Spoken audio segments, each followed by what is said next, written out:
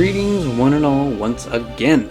Back to Exploring Arda, a Tolkien-centered podcast where I am your host, Jackson, and I go through a bunch of Tolkien's works other than Lord of the Rings and The Hobbit. So, we are back at it again with the Children of Húrin. But before we kind of get into the story, just be sure to check out the rest of my channel for pretty much the beginnings of, the Children of Húrin if you want to check it out, or if you want to check out any of my other Tolkien-related stuff like the Silmarillion and other short stories from Tolkien. I would appreciate that, and thank you guys so much for the support for Grim Captivation, my paranormal podcast. I'm very happy with the results so far, so thank you guys for that, and I'll talk more about that later after the episode, because we are delving, back into Children of Húrin. Sorry, the glare is kind of, we are continuing the chapter here from the last chapter. Túrin pretty much, not so much like escaped, but he kind of almost, he ran away from Doriath, I suppose, after the death of Saeros, after the humiliation of Saeros and the unfortunate death that Saeros had. And, Túrin blames himself for the death, and so he pretty much banishes himself, quote-unquote, banishes himself from Doriath, and now he's out on the run into the wild, and Beleg, one of his, closest friends, pretty much pleads with King Thingol to go after him in pursuit, and King Thingol allows Beleg to do that, so and then we're pretty much back at it again with Túrin in the wild with Chapter 6, Túrin Among the Outlaws. So, I think without further ado here, with further ado, I guess, we go back into the story here. Now the tale turns again to Túrin. He, believing himself an outlaw whom the king would pursue, did not return to Beleg on the north marches of Doriath, but went away westward and, passing secretly out of the guarded realm, came into the woods south of Teaglin. There before the Nirniath many men had dwelt in scattered homesteads. They were of Hallis folk for the most part, but owned no lord, and they lived both by hunting and husbandry, keeping swine in the mastlands and tilling clearings in the forests which were fenced from the wild. But most were now destroyed or had fled into Brethil, and all that region lay under the fear of orcs and of outlaws. For in that time of ruin, houseless and desperate men went astray. Remnants of battle and defeat, and lands laid waste, and some were men driven into the wilds for evil deeds. They hunted and gathered such food as they could, but many took to robbery and became cruel, when hunger or other need drove them. In winter they were most to be feared, like wolves. In Garwaith, wolfmen, they were called by those who still defended their homes. Some 60 of these men had joined in one band, wandering in the woods beyond the western marches of Doriath, and they were hated scarcely less than orcs, for they were among them outcasts hard of heart, bearing a grudge against their own kind. The hardest of heart was one named Androg, who had been hunted from Dorlamine for the slaying of a woman, and others also came from that land. Old Algund, the oldest of the fellowship, who had fled from the Nirniath, and Forwig, as he named himself, a man with fair hair and unsteady, glittering eyes, big and bold, but far fallen from the ways of the Edain of the people of Hador. Yet he could still be wise and generous at times, and he was the captain of the fellowship. They had dwindled now to some 50 men by death or in hardship or affrays, and they were become wary, and set scouts or a watch about them, whether moving or at rest. Thus they were soon aware of Túrin when he strayed into their haunts. They trailed him, and they drew a ring about him, so that suddenly, as he came out into a glade beside a stream, he found himself within a circle of men, with bent bows and drawn swords. Then Túrin halted, but he showed no fear. "Who are you?" he said. "I thought that only orcs waylaid men, but I see that I am mistaken." "You may rue the mistake," said Forwig, "for these are our haunts, and my men do not allow other men to walk in them. We take their lives as forfeit, unless they can ransom them." Then Túrin laughed grimly. "You will get no ransom from me, an outcast and an outlaw. You may search me when I am dead, but it may cost you dearly to prove my words true. Many of you are likely to die first." Nonetheless, his death seemed near, for many arrows were notched to the string, waiting for the word of the captain, and though Túrin wore elven mail under his grey tunic and cloak, some would find a deadly mark. None of his enemies stood within reach of a leap with drawn sword. But suddenly Túrin stooped, for he had espied some stones at the stream's edge before his feet. And at that moment an outlaw, angered by his proud words, let fly a shaft aimed at his face, but it passed over him, and he sprang up again like a bowstring released, and cast a stone at the bowman with great force and true aim, and he fell to the ground with a broken skull. "I might be of more service to you alive, in the place of that luckless man," said Túrin, and turning to Forwig he said, "If you are the captain here, you should not allow your men to shoot without command." "I do not," said Forwig, "but he has been rebuked swiftly enough. I will take you in his stead, if you will heed my words better." "I will," said Túrin, "as long as you are a captain and in all that belongs to a captain. But the choice of a new man to a fellowship is not his alone, I judge. All voices should be heard. Are there any here who do not welcome me?" Then two of the outlaws cried out against him, and one was a friend of the fallen man. Ulred was his name. "A strange way to gain entry to a fellowship," he said, "the slaying of one of our best men." "Not unchallenged," said Túrin. "But come then, I will endure you both together, with weapons or with strength alone. Then you shall see that I am fit to replace one of your best men. But if there are bows to this test, I must have one too." Then he strode towards them, but Ulred gave back and would not fight. The other drew down his bow and walked up to meet Túrin. This man was Androg of Dorlamine. He stood before Túrin and looked him up and down. "Nay," he said at length, shaking his head, I am not a chicken heart, as men know, but I am not your match. There is none here, I think. You might join us for my part, but there is a strange light in your eyes. You are a dangerous man. What is your name?" "Nathan, the wronged, I call myself," said Túrin, and Nathan he was afterwards called by the outlaws. But though he claimed to have suffered injustice, and to any who claimed the like he had ever lent too ready an ear, no more would he reveal concerning his life or his home. Yet they saw that he had fallen from high state, and that though he had nothing but his arms, those were made by elven smiths. He soon won their praise, for he was strong and valiant, and had more skill in the woods than they, and they trusted him. For he was not greedy, and took little thought for himself. But they feared him because of his sudden angers, which they were seldom understood. So, I'm going to do a quick little break here. Getting a little too invested in the story here to get a little break here. So, yeah. So, Túrin's, I guess, initial experience of the actual outlaws throughout the Wildlands is pretty much a test of his skill, so to say.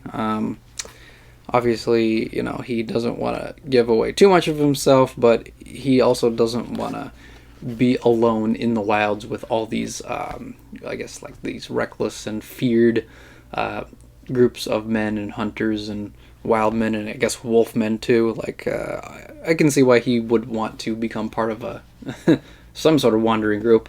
And of course, the one thing that gains him entry is literally just by killing another guy with the stone, which is I don't know if I should say like impressive, or if it's just wild that one of the pretty much archers, the bowman, fires and he's just like, and then he throws his stone and he cracks his skull, which is insane. But I suppose being one of the hardest folk of the Edain, and also raised by the elves, I guess he would have a lot of skill. So, and this is before before he actually starts to initially fight. So that's kind of crazy, but yeah. And so now he's pretty much feared by these pretty much band of outlaws, and yeah, he pretty much goes with them as almost one of the leaders, but not quite. So crazy how things just kind of turn out like that. So back to the story again. To Doriath, Túrin could not, or in pride would not, return. To Nargothrond, since the fall of Felagund, none were admitted. To the lesser folk of Haleth and Brethil he did not design to go.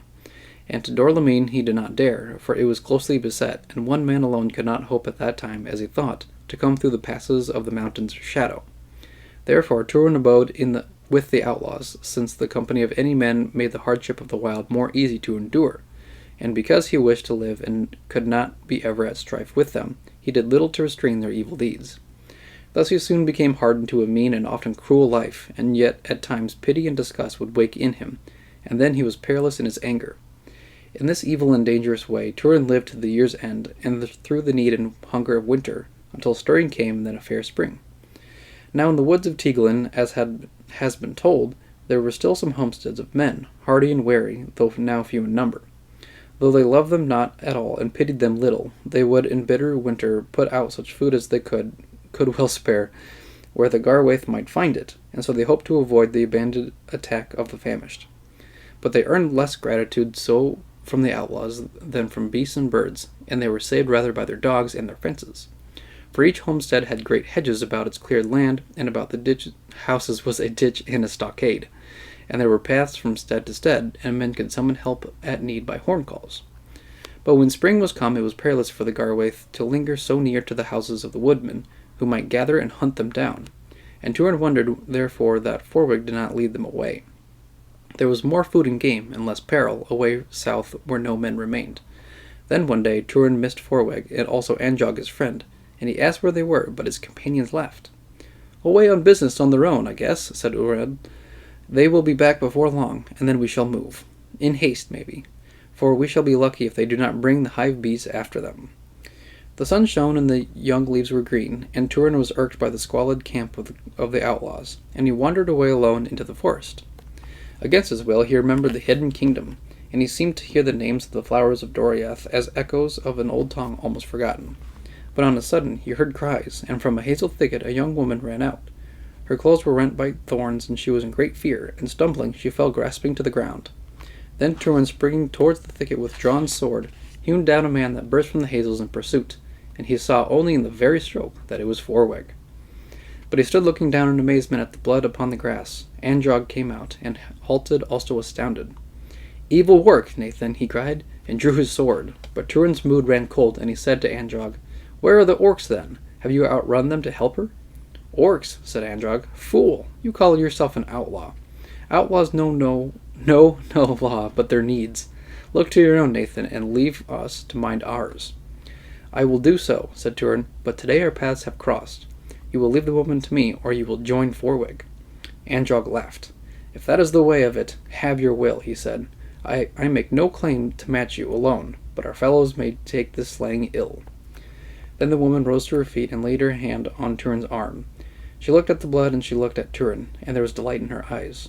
"Kill him, lord," she said. "Kill him too, and then come with me. If you bring their heads, Larnach my father will not be displeased. For 2 wolf heads he has rewarded men well." But Túrin said to Anjog, "Is it far to her home?" "A mile or so," he answered, "in a fenced homestead yonder. She was straying outside." "Go then quickly," said Túrin, turning back to the woman. "Tell your father to keep you better, but I will not cut off the heads of my fellows to buy his favor, or aught else." Then he put up his sword. "Come," he said to Anjog, "we will return, but if you wish to bury your captain, you must do so yourself. Make haste, for a hue and cry may be raised. Bring his weapons." The woman went off through the woods, and she looked back many times before the trees hid her. Then Túrin went on his way without more words, and Anjog watched him go, and he frowned as one pondering a riddle. All right, I'll do a quick break here.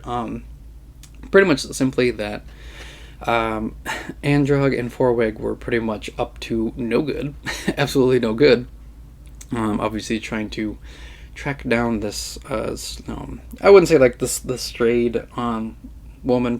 She pretty much was just outside of her home, and I guess a little too far off, like closer to the boundaries of the forest, that they pretty much tried to, capture her. And, obviously with the outlaws, they have evil deeds in mind. So he pretty much ends up saving her, but slaying Forwig in the process. So, and it doesn't really seem that Túrin is that upset either about it, just because he guesses very strongly what their intentions are. So, and they're not very good. So that's why he's not too upset. So, just quick little update, and then back to it again.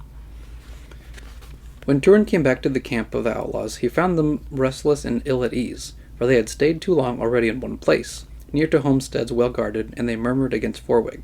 "He runs hazard to our cost," they said, "and others may have to pay for his pleasures." "Then choose a new captain," said Túrin, standing before them. "Forwig can lead you no longer, for he is dead." "How do you know that?" said Ured. "Did you seek honey from the same hive? Did the bees sting him?" "No," said Túrin. "One sting was enough. I slew him, but I spared Anjog, and he will soon return." Then he told all that was done, rebuking those that did such deeds, and while he yet spoke, Androg returned bearing Forwig's weapons. "See, Nathan," he cried, "no alarm has been raised. Maybe she hopes to meet with you again." "If you jest with me," said Túrin, I shall regret that I grudged her your head. Now tell your tale, and be brief." Then Androg told truly enough all that had befallen. "What business Nathan had there, I now wonder," he said. "Not ours, it seems, for when I came up he had already slain Forwig. The woman liked that well, and offered to go with him, begging our heads as a bride price. But he did not want her, and sped her off, so what grudge he had against the captain I cannot guess. He left my head on my shoulders, for which I am grateful, though much puzzled." "Then I deny your claim to come of the people of Hador," said Túrin. "To Uldor the Accursed you belong rather, and should seek advice with Angband. But hear me now," he cried to them all. "These choices I gave you. You must take me as your captain in Forwig's place, or else let me go. I will govern this fellowship now, or leave it. But if you wish to kill me, set to. I will fight you all until I am dead, or you." Then many men seized their weapons, but Androg cried out, "Nay! The head that he spared is not witless. If we fight, more than one will die needlessly before we kill the best man among us." And then he laughed. "As it was when he joined us, so it is again. He kills to make room. If it proved well before, so may it again. And he may lead us to better fortune than prowling about other men's middens." And old Algun said, "The best man among us. Time was when we would have done the same if we dared, but we had forgotten much. He may bring us home in the end." At that, the thought came to Túrin that from this small band he might rise to build himself a free lordship of his own. But he looked at Algund and Androg, and he said, "Home, do you say? Tall and cold stand the mountains of shadow between. Behind them are the people of Uldor, and about them the legions of Angband. If such things do not daunt you, 7 times 7 men, then I may lead you homewards. But how far before we die?" All were silent. Then Túrin spoke again. "Do you take me to be your captain? Then I will lead you first away into the wild, far from the homes of men. There we may find better fortune or not, but at the least we shall earn less hatred of our own kind." Then all those that were of the people of Hador gathered to him, and took him as their captain, and the others with less good will agree. And at once he led them away out of that country. I'll do another quick break here once again. So yeah, now Túrin is pretty much the captain of the Outlaws, pretty much. And I think like the whole premise of his thought is that he can pretty much replace all of the more unsavory members of the Outlaws, pretty much the ones who are like, swift to, like kill, or obviously going after, innocent women for bad deeds, things like that. So he's pretty much trying to lead these group of outlaws to a better future, kind of like reverse their ways, which is, that's admirable for Túrin at least. So, but yeah, and since pretty much a lot of the members of the outlaws kind of like see that Túrin is, pretty much the best among them, they kind of gather toward him, and he becomes their captain. So. Again, strange how things work, but that's just the way it is in fantasy, I suppose. Yeah, so off we go back to the story again. Many messengers had been sent out by Thingol to seek Túrin within Doriath, and in the lands near its borders. But in the year of his flight, they searched for him in vain, for none knew or could guess that he was with the outlaws and enemies of men. When winter came on, they returned to the king, save Beleg only. After all the others had departed still, he went on alone. But in Dimbar and along the north marches of Doriath, things had gone ill. The dragon helm was seen there in the battle no longer, and the strongbow also was missed, and the servants of Morgoth were heartened and increased even in numbers and in daring. Winter came and passed, and with spring their assault was renewed. Dimbar was overrun, and the men of Brethil were afraid, for evil roamed now upon all their borders, save in the south. It was now almost a year since Túrin had fled, and since Beleg sought for him, with ever-lessening hope. He passed northward in his wanderings to the crossings of Teaglin, and there, hearing ill news of a new inroad of orcs out of Tarnufuan, he turned back, and came as it chanced to the homes of the woodsmen soon after Túrin had left that region. There he heard a strange tale that went among them. A tall and lordly man, or an elf warrior, some said, had appeared in the woods, and had slain one of the Garwaith, and rescued the daughter of Larnach, whom they were pursuing. Very proud he was, said Larnach's daughter to Beleg, with bright eyes that scarcely deigned to look at me. Yet he called the wolfmen his fellows, and would not slay another that stood by, and knew his name. Nathan, he called him.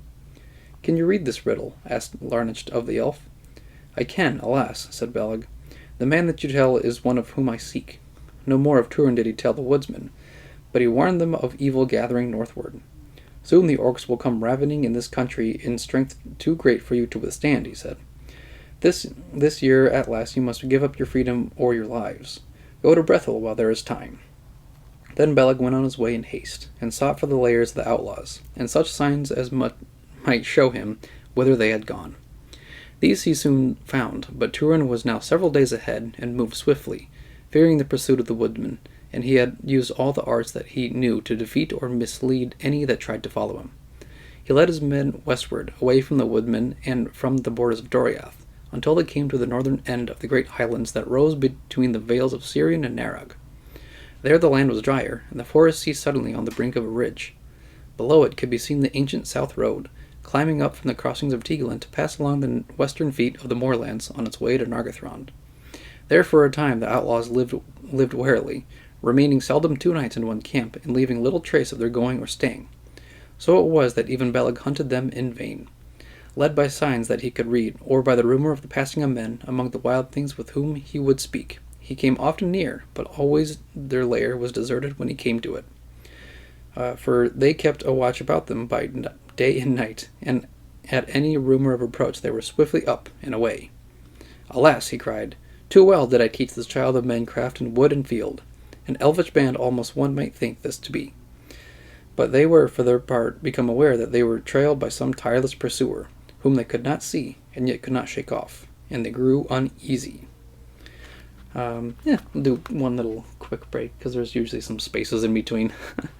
So Beleg is pretty much on their trail. High pursuit to find Túrin, and obviously, Beleg taught Túrin a little too well, because now Túrin can pretty much keep his own band of outlaws hidden even from an elvish tracker, which I would assume to be very impressive, to keep an entire group of outlaws hidden from at least like one pursuer, but like this pursuer is also like the one who trained Túrin, so that just kind of goes to show that Túrin has a lot of skills. So, but yeah, he passes through, asks about, Larnach's daughter, things like that.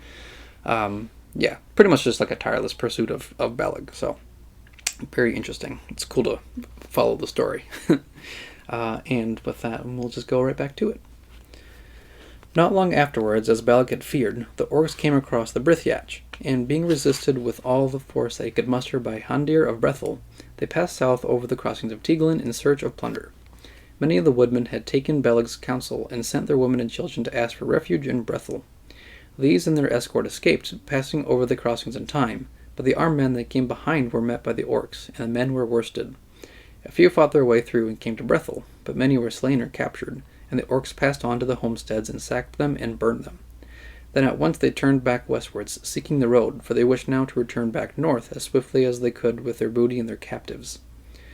But the scouts of the outlaws were soon aware of them, and though they cared little enough for the captives, the plunder of the woodmen aroused their greed. To Túrin it seemed perilous to reveal themselves to the orcs until their numbers were known, but the outlaws would not heed them, for they had need of many things in the wild, and already soon began to regret his leading. Therefore, taking one oarleg as his only companion, Túrin went forth to spy upon the orcs, and giving command to the band to Androg, he charged him to lie close and well hid while they were gone.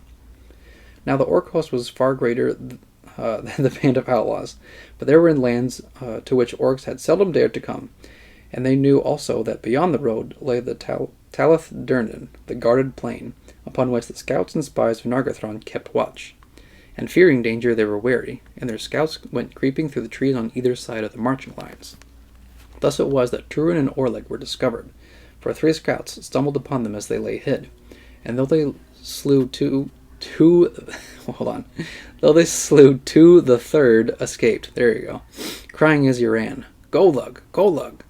Now that was a name which they had for the Noldor, At once the forest was filled with orcs, scattering silently and hunting far and wide. Then Túrin, seeing that there was small hope of escape, thought at least to deceive them and to lead them away from the hiding place of his men.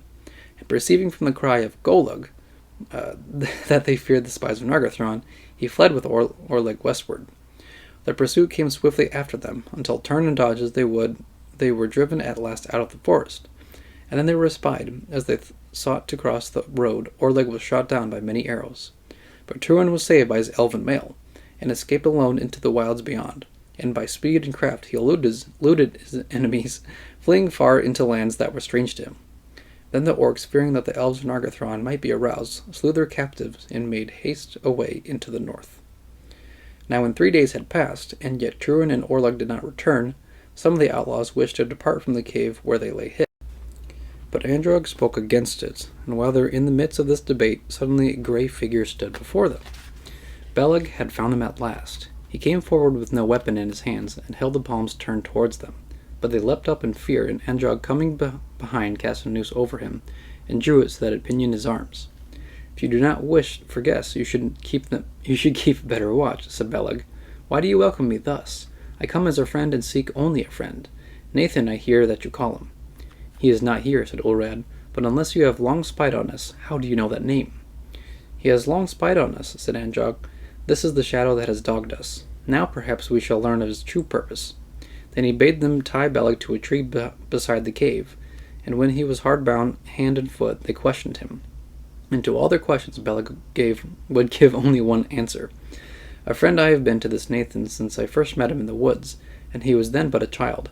I seek him only in love, and to bring him good tidings. Let us slay him, and be rid of his spying, said Androg in wrath, and he looked on the great bow of Beleg, and coveted it, for he was an archer. But some of better heart spoke up against him, and Algun said to him, The captain may return yet, and then you will rue it, if he learns that he has been robbed at once of a friend and of good tidings. I do not believe the tale of this elf, said Androg. He is a spy of the king of Doriath, but if he has indeed any tidings, he shall tell them to us, and we shall judge if they give us reason to let him live. I shall wait for your captain, said Beleg. You shall stand there until you speak, said Androg. Then at the egging of Androg, they left Beleg tied to the tree without food or water, and they sat near, eating and drinking, but he said no more to them. When 2 days and nights had passed in this way, they became angry and fearful, and were eager to be gone, and most were now ready to slay the elf. As the night drew down, they were all gathered around him, and Ulrad brought a brand from the little fire that was lit in the cave mouth. But at that moment Túrin returned. Coming silently, as was his custom, he stood in the shadows beyond the ring of men, and he saw the haggard face of Beleg in the light of the brand. Then he was stricken as with a shaft, and as if at the sudden melting of a frost, tears long unshed had filled his eyes. He sprang out and ran to the tree. Beleg, Beleg, he cried, how have you come hither? Why do you stand so? At once he cut the bonds from his friend, and Beleg fell forward in his arms. When Túrin heard all that the men would tell, he was angry and grieved, but at first he gave heed only to Beleg. While he tended him with what skill he had, the thought of his life in the woods and the anger turned upon himself, for often strangers had been slain when caught near the lairs of the outlaws, or waylaid by them, and he had not hindered it, and often he himself had spoken ill of King Thingol and of the grey elves, so that he must share the blame if they were treated as foes. Then with bitterness he turned to the men. You were cruel, he said, and cruel without need. Never until now have we tormented a prisoner, but to this work such a life as we lead has brought us. Lawless and fruitless all our deeds have been, serving only ourselves and feeding hate in our hearts. But Androg said, But whom shall we serve, if not ourselves? Whom shall we love, when all hate us? At least my hands shall not again be raised against elves or men, said Túrin. Angband has servants enough. If others will not take this vow with me, I will walk alone. Then Beleg opened his eyes and raised his head. Not alone, he said. Now at last I can tell my tidings. You are no outlaw, and Nathan is a name unfit. Such fault as was found in you is pardoned. For a year you have been sought to recall you to honor and to the service of the king. The dragon helm has been missed too long. But Túrin showed no joy in this news, and sat long in silence. For at Beleg's words a shadow fell upon him again. Let this night pass, he said at length, then I will choose. However it goes, we must leave this lair tomorrow, for not all who seek us wish us well. Nay, none, said Androg, and he cast an evil look at Beleg. In the morning, Beleg, being swiftly healed of his pains, after the manner of the elfin folk of old, spoke to Túrin apart. I looked for more joy in my tidings, he said. Surely you will return now to Doriath? And he begged Túrin to do this in all the ways he could, but the more he urged it, the more Túrin hung back. Nonetheless, he questioned Beleg closely concerning the judgment of Thingol. Then Beleg told him all that he knew, and at last Túrin said, Then Mablung proved my friend, as he once seemed. The friend of truth, rather, said Beleg, and that was best in the end, though the doom would have been less just were it not for the witness of Nellis. Why, Túrin, did you not speak of Saeros' assault to Mablung? All otherwise might things have gone. And, he said, looking at the men sprawled near the mouth of the cave, you might have held your helm still high, and not fallen to this. That may be, if you fall, you call it, said Túrin. That may be, but so it went, and words stuck in my throat. Oh, sorry. There were reproof in his eyes, without question asked of me, for a deed that I had not done. My man's heart was proud, as the Elf King said, and so it still is, Beleg Cuthalion. Not yet will it suffer me to go back to Menegroth and bear looks of pity and pardon, as for a wayward boy amended. I should not give pardon, not receive it. I am a boy no longer, but a man, according to my kind, and a hard man by my fate. Then Beleg was troubled. What will you do, then? He said. Fair free, said Túrin, that wish Mablung gave me up at our parting. There you go. The grace of Thingol will not stretch to receive those companions of my fall, I think, but I will not part with them now, if they do not wish to part with me. I love them in my way, even the worst, a little. They are of my own kind, and there is some good in each that might grow. I think that they will stand by me. You see with other eyes than mine, said Beleg. If you try to wean them from evil, they will fail you. I doubt them, and one most of all. How shall an elf judge of men, said Túrin. As he judges of all deeds by whomsoever done, answered Beleg, but he said no more, and did not speak of Androg's malice, to which his evil handling had been chiefly due. For perceiving Túrin's mood, he feared to be disbelieved and to hurt their old friendship, driving Túrin back to his evil ways. Fair free, you say, Túrin, my friend, he said. What is your meaning? I would lead my own men and make war in my own way, Túrin answered, but in this at least my heart is changed. I repent every stroke save those dealt against the enemy of men and elves, and above all else I would have you beside me. Stay with me. If I stayed beside you, love would lead me, not wisdom, said Beleg. My heart warns me that we should return to Doriath. Elsewhere a shadow lies before us. Nonetheless, I will not go there, said Túrin. Alas, said Beleg, but as a fond father who grants his son's desire against his own foresight, I yield to your will. At your asking, I will stay. That is well indeed, said Túrin. Then all at once he fell silent, as if he himself were aware of the shadow, and strove with his pride, which would not let him turn back. For a long while he sat, brooding on the years that lay behind. Coming suddenly out of thought, he looked at Beleg and said, The elf maiden that you named, though I forget how, I owe her well for her timely witness, yet I cannot recall her. Why did she watch my ways? Then Beleg looked strangely at him. Why, indeed, he said. Túrin, you have lived always with your heart and half of your mind far away? As a boy you used to walk with Nellis in the woods. That must have been long ago, said Túrin, or so my childhood now seems, and a mist is over it, save only the memory of my father's house in Dorlamine. Why would I walk with an elf maiden? To learn what she would teach, maybe, said Beleg, if no more than a few elven words of the names of woodland flowers. The names at least you have forgotten. Alas, child of men, there are other griefs in Middle-earth than yours, and wounds made by no weapon. Indeed, I begin to think that elves and men should not meet or mingle. Túrin said nothing, but looked long in Beleg's face, as if to read it in the riddle of his words. Nellis of Doriath never saw him again, and his shadow passed from her. Now Beleg in turn turned to the other matters, debating where they should dwell. Let us return to Dimbar on the north marches, where once we walked together, said Beleg eagerly. We are needed there, for of late the orcs have found a way down out of Tar Nafuin, making a road through the pass of Anak. I do not remember it, said Túrin. No, we never went so far from the borders, said Beleg, but you have seen the peaks of the Crisagrim far off, and to their east the dark walls of the Gorgoroth. Anak lies between them, above the high springs of Mindeb. A hard and dangerous way, and yet many come by it now, and Dimbar, which used to lie in peace, is falling under the dark hand, and the men of Brethil are troubled. To Dimbar I call you. Nay, I will not walk backward in life, said Túrin, nor can I come easily to Dimbar now. Syrian lies between and unbridged and unforded below the Brithiac, far northward. It is perilous to cross, save in Doriath. But I will not pass into Doriath and make use of Thingol's leave and pardon. A hard man you have called yourself, Túrin. Truly, if by that you meant stubborn. Now the turn is mine. I will go, by your leave, as soon as I may, and bid you farewell. If you wish indeed to have the Strongbow beside you, look for me in Dimbar. At that time Túrin said no more. The next day Beleg set out, and Túrin went with him a bowshot from the camp, but said nothing. Is it farewell, then, son of Húrin? Said Beleg. If you wish indeed to keep your word and stay beside me, answered Túrin, then look for me on Amon Rud. Thus he spoke, being fey and unwitted of what lay before him. Else this is our last farewell.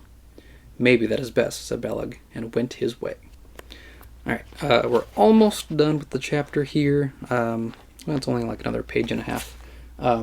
Just to, I guess, recap that even though Beleg does find Túrin, he realizes that Beleg is going to stay with the Outlaws, no matter if King Thingol pardons him from his, unfortunate slaying of Saeros.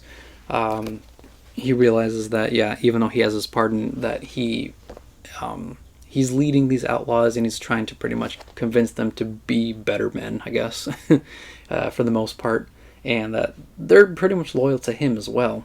They follow his lead, and so even though Beleg does eventually find him, can't convince him, can't really sway him to go back to Doriath, but they pretty much still have that strong friendship, so that they pretty much say to each other that, hey, if you still want to come with me, I'll be here. But then Túrin's like, nah, actually, if you want to look for me, I'm going to be over here. So it's just kind of a back and forth. Túrin's trying to just be his own self, I guess, and just be a stubborn guy, so, which is, I guess, a constant thing. So, yeah, and then we have just page and a half, and we're pretty much done with the chapter. Pretty long, but don't mind it. I don't mind it at all.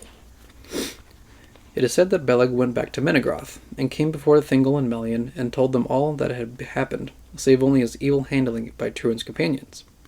Then Thingol sighed, and he said, I took up the fathering of the son of Húrin, and that cannot be laid down for love or hate, unless Húrin the valiant himself should return. And what more would he have me do? But Melian said, A gift you shall now have of me, Gothalion, for your help, and for your honor, for I have none worthier to give. And she gave him a store of lembas, the way-bread of the elves, wrapped in leaves of silver, and the threads that were bound it were sealed at the knots with the seal of the queen, a wafer of white wax shaped as a single flower of Telperion. For according to the customs of the Eldalier, the keeping and the giving of this food belonged to the queen alone. This way-bread, Beleg, she said, shall be your help in the wild and the winter, and the help also of those whom you choose. For I commit this now to you, to apportion as you will in my stead. In nothing did Melian show greater favor to Túrin than in this gift, for the Eldar had never before allowed used men to use this way-bread, and seldom did so again. Then Beleg departed from Menegroth and went back to the North Marches, where he had his lodges, and many friends. Many friends. And when winter came and war was stilled, suddenly his companions missed Beleg, and he returned to them no more. Alright, and that is pretty much the end of the chapter. So, just to recap, that Beleg is sent from Thingol and Melian to pretty much go and, I suppose, try to sway Túrin once again to return to them, and I guess they're kind of upset that Túrin doesn't come back to them even after they pardon his deeds and actions. So yeah, interesting stuff. And the next chapter is actually pretty lengthy as well. So yeah, that is the end of the chapter. Pretty much Túrin trying to lead his band of outlaws whatever way that he wants, I suppose. That's kind of like the whole deal of it. That's kind of like the whole premise of what the Outlaws and his wanderings in the wild is all about, is him trying to kind of find himself, but he's also being kind of stubborn. Yeah, I feel like him being stubborn is a very, and like, he's trying to do like only his things is a very constant thing throughout the story. So yeah, but yeah, now that the chapter's done, be sure to check out the rest of my channel for other exploring Arda stuff. Like I said, I've said before, with exploring Arda, it's a bunch of stories that I'm trying to cover through each year, no matter how long it takes. This one's taking a little longer just because I have Grim Captivation kind of going, which is my paranormal podcast, which you guys should totally check out. I've been having a lot of fun with that, and it's really cool to see everybody really getting into the spooky mood, whenever I post some new topics and episodes. So that's been fun. But otherwise, yeah, it's pretty much my channel's all about like my own personal projects, and so no matter how long it takes, I'll still be posting. So it's been fun. So thank you guys for the continuing support. Obviously, this isn't I'm not a professional at any of this. It's just my hobby. It's just my project. But yeah, I've been having fun like this year so far, and it's like a little over halfway done for the year, and so I got plenty more planned out. So again, thank you guys so much for the support. It really means a lot. But I think with all that being said, just stay tuned for another episode, and may the light of Elbreth be with you all. Farewell.